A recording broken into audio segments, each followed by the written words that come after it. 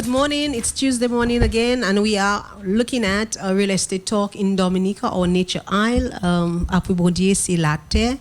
And this morning we are looking into the consumer rights and the new act and the new legislation that is going to be enacted. For many of us, there are many good employees who give a good service. But there are also those that don't give good service, or businesses that don't give good service, and consumers are left to wonder or scratch their head and wonder what's happening. And you may not think the correlation between that and real estate, but as you say, real estate involves or engages or includes everything that we do. And so this morning we are going to look at the Consumer Protection Act. So when we come back, stay tuned. We'll be right back. We'll discuss.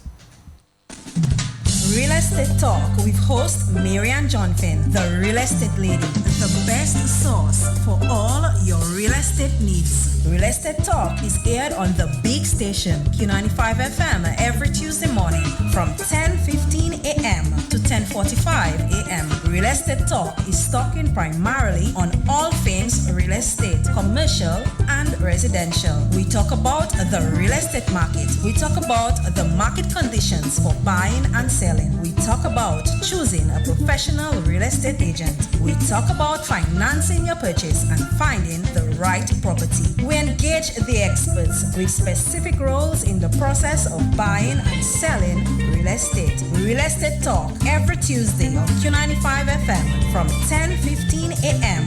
with host Marianne Johnfin.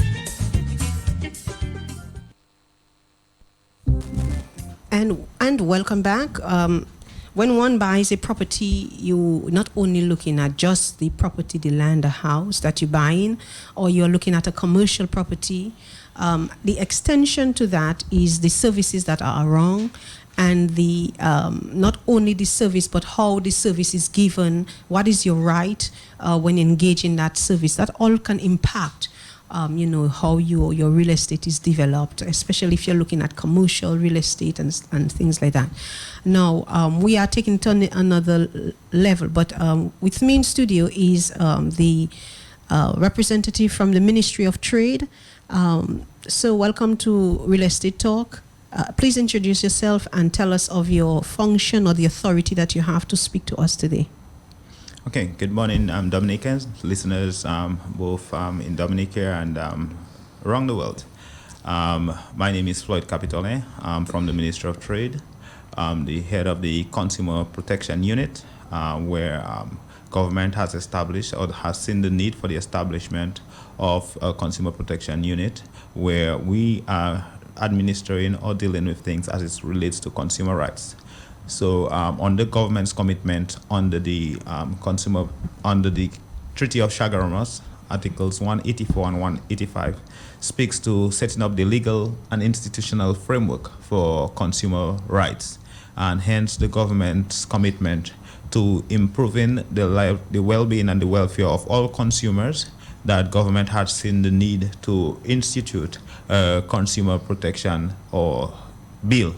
And hence, we have started the process of setting up that bill, and we have set up a unit, and the work has begun. The work has begun. You said that government saw the need. I know many of us, you and I'm sure, have heard a lot of stories that have been happening in our community. Is it because of the numerous amount of complaints that have been told to government, or hearing that government saw the need for that? Well, it was the former president of the United States, John F. Kennedy, who stated that consumers are the biggest group of persons, or the largest group of persons. Notwithstanding, they're the group least represented. And government has seen the need, after hearing a series of complaints by consumers through different mechanisms and mediums, whether it be the radio, whether it be television, whether it be casual conversation. But persons are constantly complaining about the needs for consumer protection. I've heard it on numerous radio programs as well. So government has seen the need to fulfill its obligation under the revised Treaty of Chaguaramas, and also under its responsibility as improving the lives of every citizen, which is the constitutional right of every human being or every Dominican, according to our constitution. So government, in its due judgment, thought it necessary to move ahead with the setting up of the consumer protection unit and the establishment or the setting up of the appropriate legislation and the institutional framework for such. So how soon will we see that legislation becomes law? Or Well- the proposed legislation, you would say? Yes, well, the proposed legislation is now before the Attorney General Chambers, where the I's are being dotted and the T's are being crossed. And we expect sometime in late May, June, that this legislation will be forwarded to Cabinet, and from Cabinet to be implemented, to be taken to Parliament to be implemented. Now, are you able to go into some of the points? Can you explain some of the points that in the act that consumers should be aware of? Well- Example. Well, when we speak of what is within the Act, first of all, the Act clearly defines what a consumer is. And a consumer is any person who would consume or would purchase a particular good or product or service, and that service would be for final use. So in that case, it specifically states that that consumer must be someone who is using that item as a final use. So if you purchase something for retail, for example, you won't be covered under that specific piece of legislation that we are speaking about. But if you're purchasing that product as the final use consumer, you would be covered under that act. So this is one of the areas that defines a consumer. Now, once you're clear as to that you're a consumer, the next idea is, what are you complaining about? So you have rights under the Act, and there are some of the rights that the Act allows you. First, it allows you the right to information.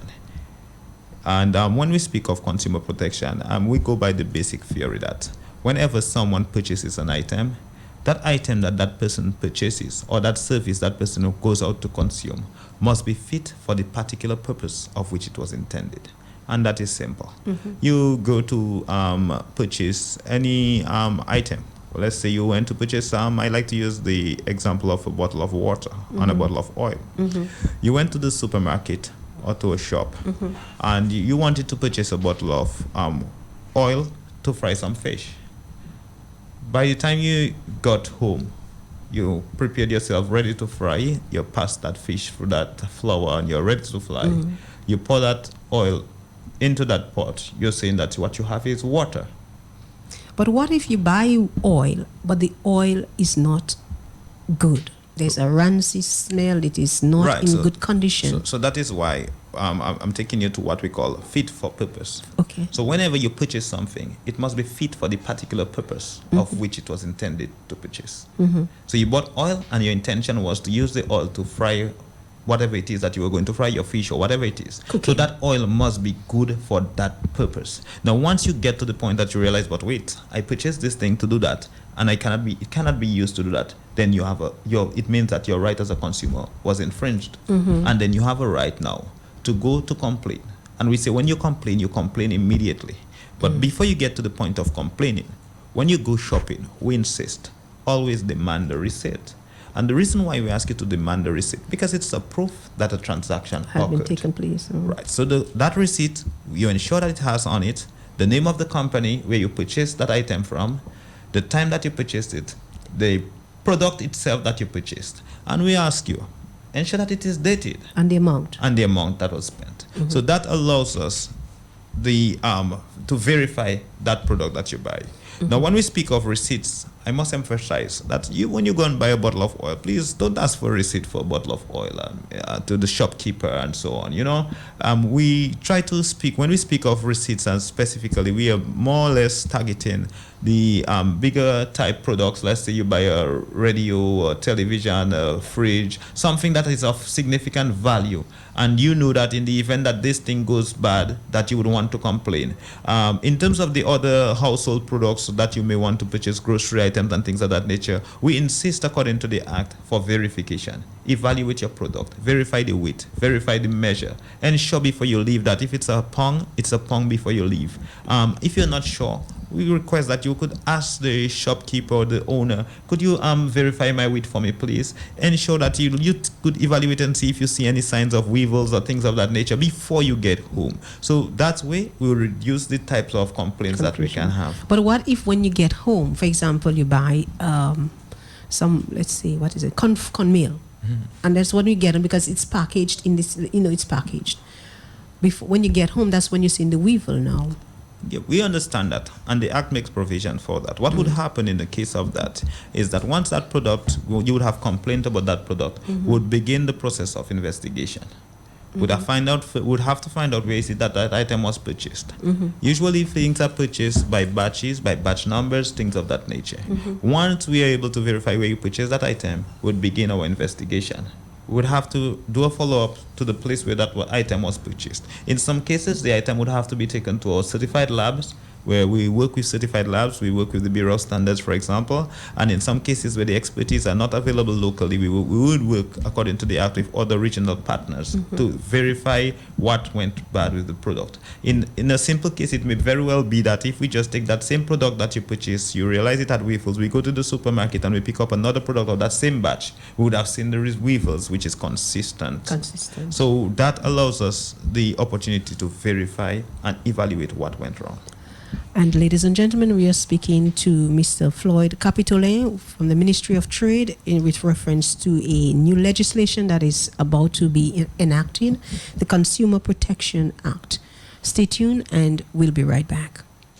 E.H. Charles & Company Limited, the right place for quality products and dependable customer services. When building, renovating, and remodeling your home, visit E.H. Charles for building supplies, home decoration and garden supplies, plumbing, equipment, tools, and general hardware supplies. E.H. Charles & Company Limited is the right place, the right choice. We offer dependable customer services. Located on Goodall Road, opens Monday to Fridays, 8 a.m. to 4 p.m., Saturdays, 8 a.m. to 1 p.m. Telephone 448-2390. E.H. Charles & Company Limited, the right place for quality products and dependable customer services. Member of True Value Company, agent for Makita Professional Power Tools and Berger Paint.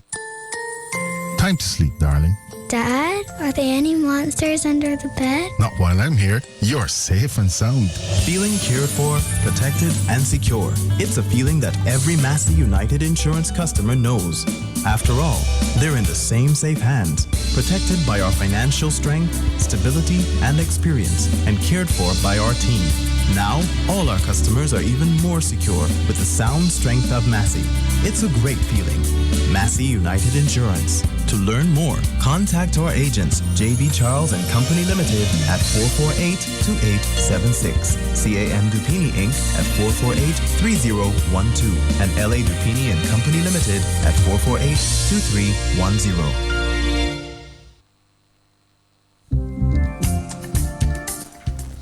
And we are back. Thank you so much for being with us here with Real Estate Talk, Marian John Finn, the real estate lady. And we are discussing this morning the Consumer Protection Act from the Ministry of Trade that they are about to legislate. And with me is Mr. Capitolet, Floyd Capitolet from that ministry. You said to me, sir, that the consumer unit, is it up and functioning, I want to ask? Yes, there's an up and functional consumer affairs unit within the Ministry of Trade. What we do as a consumer affairs unit, we even outside of the legislative framework, we allow consumers to come in and complain. We have had a history where persons come in, they make their complaints, and we do the necessary investigation. Sometimes in line with other line ministries, the Environmental Health Unit, the Bureau of Standards, the Ministry of Agriculture, and where necessary, where we see that complaint may lie, even sometimes with the NTRC. So what we do is that we do, first of all, what we call an investigation, and we would then visit the appropriate institution where that incident or infringement would have occurred, and we would have discussions with that person. And we have been very successful in the past in solving a number of consumer complaints. Very, very successful. That's very good. And let me take the opportunity to thank a number of business places in Dominica who continue to work with us. I can speak, I should not call names, but some of them, they are so wonderful that I should. I especially places like NASIF and Astafans, who have extremely good consumer protection policies in terms of how they treat consumers as it relates to their return policies and things of that nature. And a number of companies who continue working with us when infringements occur. Thank you again. Oh, you're welcome. It's good to know that is happening. But let us look at some of the issues. I know you said that we are all consumers, right? But with real estate, does the Act looked at real estate in terms of, it's a broad subject, but what I'm trying to say is that in real estate, you've heard of a lot of sad stories, and the real estate buyer is a consumer. He's purchasing a product, and then he hires the service, for example, of a contractor. And I'm sure you've heard that story, but I'm telling you of a story that I heard where the contractor, the person is in a way looking to come home, because every Dominican's at one point looking to come home, and he purchases a piece of land and hire this contractor, and this contractor is sending this gentleman photos of every phase of the property as it's going up and the completion, and this man bring all his property home or his belongings home, and when he gets home, not a block was laid. What that contractor was doing was using this man's money to build somebody else's property that he used the money of. So does the consumer protection, even though the law is there, but sometimes you come home and you're so heartbroken, you can just die. And then, does the Consumer Protection Act look at that? Well, the Consumer Protection Act, away and apart from goods, allows for protection for services, and the services is covered under the Protection Act. Now, when we speak of services, we have the tendency to speak to specific services as it relates. For example, you go to the saloon, or you contract the services of an electrician, a plumber, or even a contractor in some cases.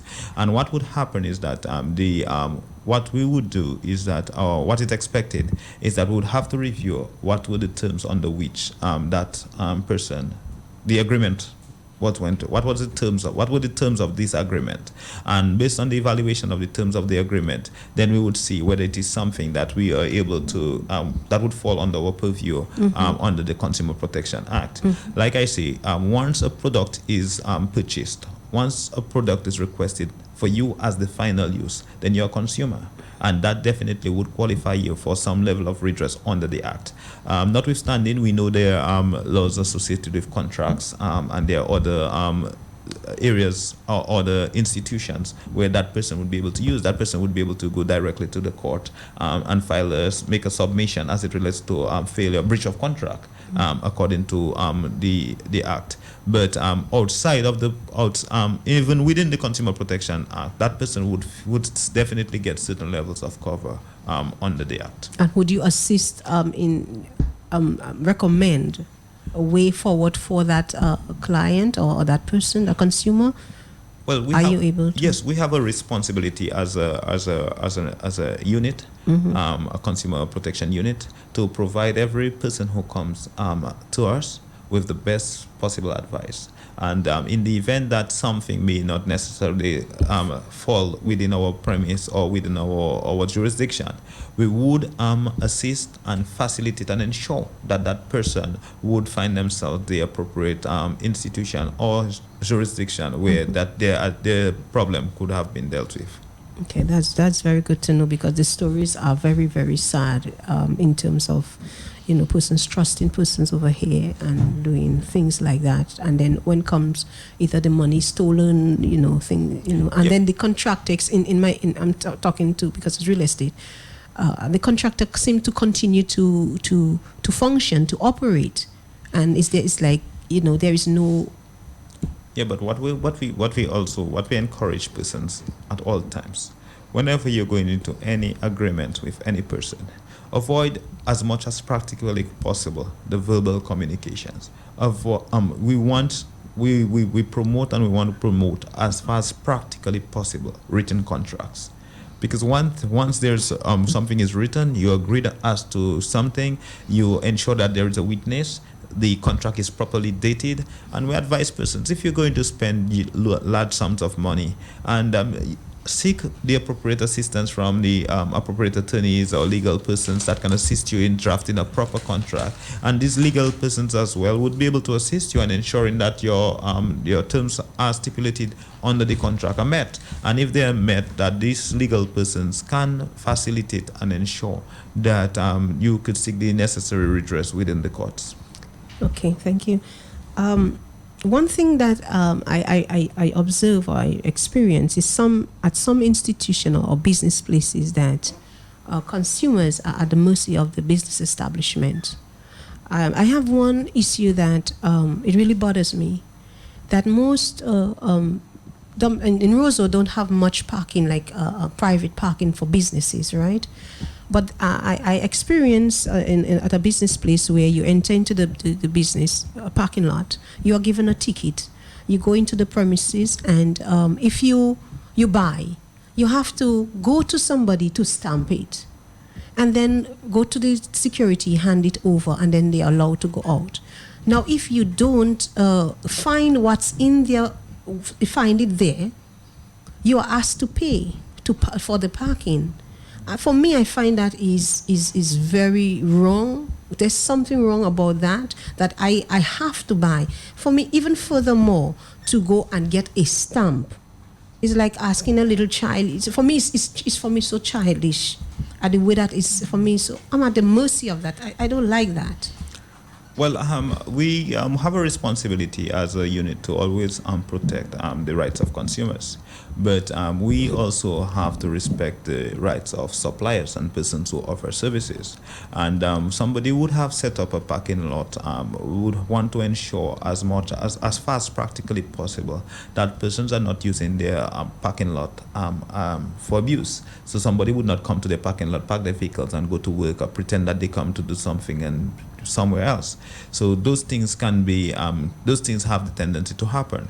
But I am sure that if someone goes to one of these business places with a private parking lot, I'm sure that if you did not get what you want, I'm sure having had those experiences myself, visiting a number of one of those parking lots. I'm not sure if there are more than one, but I have not gotten what I wanted, and I have gotten the supervisor to provide me with that stamp that I came and do a legitimate business. What I came with not available, and yes, you should get a stamp. But then, for me, why should I get a stamp? I come into your place. That's why you have the security there for. You have a security to ensure that I'm not using or abusing your parking. Why should I be like a little child, go back and ask you, please stamp my ticket? And furthermore, if I don't find what is at your institution or your business, I have to pay. Yeah, but we also have to be fair with the person supplying that service, like I say, because you have an option of seeking alternative parking around the place, and we are providing a company says I'm providing a parking for you, and well, under my act I cannot speak specific to that item, but what I can say is that if there are specific complaints as consumers, you go to use a service, and that service is the parking lot, then I can take a complaint as it relates to the parking lot. But if you're using a service, and that service is the supermarket, you're going to purchase an item, the complaint I can handle under the act is as it relates to an item, not as it relates to your parking. So this parking lot would be separate and not covered under the act. Okay. The only time a parking lot using a parking lot would be covered under the act if there's an established paid parking somewhere. Let's say some person, like I think even at the Catholic Church or the Anglican Church, I think it is, there's a paid parking service. Then if someone goes to use that service and there's a complaint, our act allows us that luxury to address or to assist that person in seeking some redress as it relates to their parking complaint. But I'm speaking specifically to using the services, the parking lot of a business place. The act definitely will not allow me to dive. Okay, I would hope that you would look into that and somehow look into that and put it somewhere, because I think it's not right. Anyway, we have to take a quick break because our time is almost up. So stay tuned and we'll be right back. Castaways Development Limited residential lots for sale at only $10 per square feet. Average size 8,000 square feet. All infrastructures available. Most lots with awesome ocean view. Just a minute walk away from the black, silky, sandy beach of Miro, one of Dominica's most beautiful and popular beaches. Castaways Development Limited residential lots available. Contact Marianne Johnfin at 225-2121. Email mjohnfin@gmail.com. Website diamondrealtyde.com. Real Estate Talk with host Marianne Johnfin, the real estate lady, the best source for all your real estate needs. Real Estate Talk is aired on the big station, Q95 FM, every Tuesday morning from 10:15 a.m. to 10:45 a.m. Real Estate Talk is talking primarily on all things real estate, commercial and residential. We talk about the real estate market. We talk about the market conditions for buying and selling. We talk about choosing a professional real estate agent. We talk about financing your purchase and finding the right property. We engage the experts with specific roles in the process of buying and selling real estate. Real Estate Talk every Tuesday on Q95 FM from 10:15 a.m. with host Marianne Johnfin.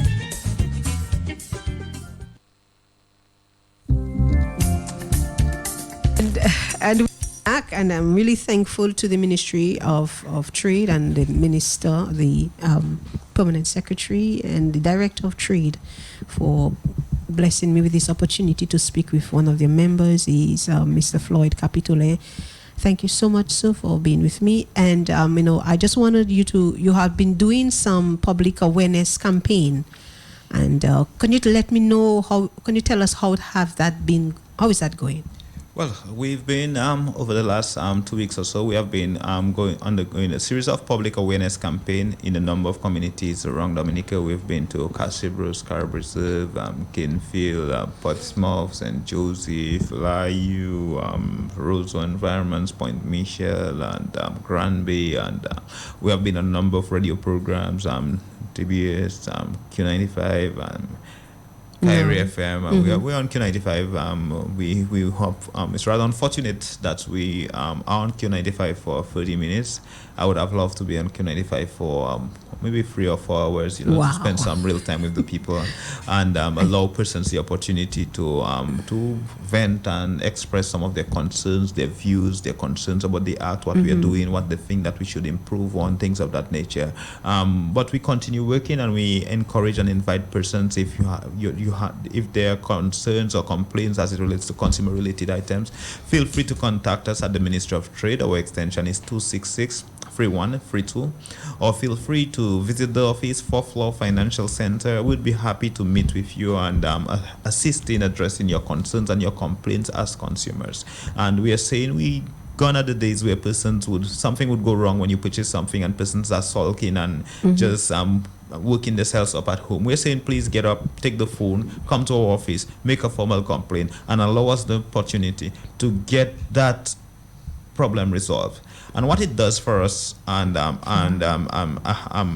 a ministry is that it allows us the opportunity to assist government in crafting policy, because government would then be able to evaluate trends, evaluate patterns, and then you can advise government as to what policy can better put in place to protect its citizens. And it also gives awareness to both the consumer and the consumer provider, so that we both excellent level of service can be, a thing that is normal or natural to us. Exactly.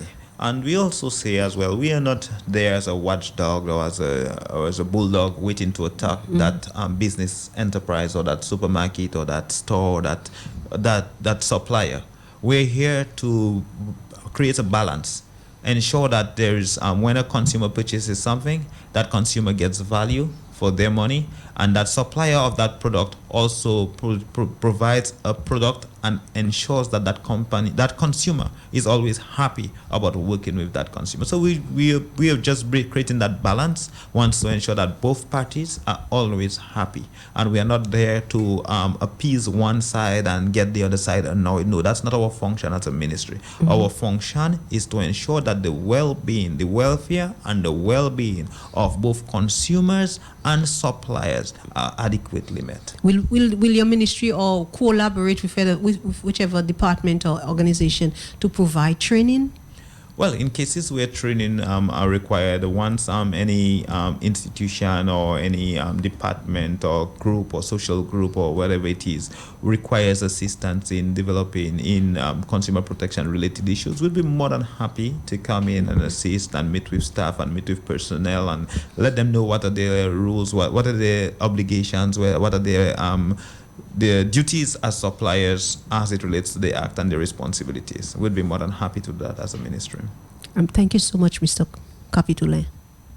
Thank you. Thank you. Welcome. Ladies and gentlemen, this has been another edition of Real Estate Talk with your host, Marian Johnfin, the Real Estate Lady. My website, should you need my service, is diamondrealtyda.com. That's diamondrealtyda.com. My number is 225-2121. Until next time, thank you so much. God bless.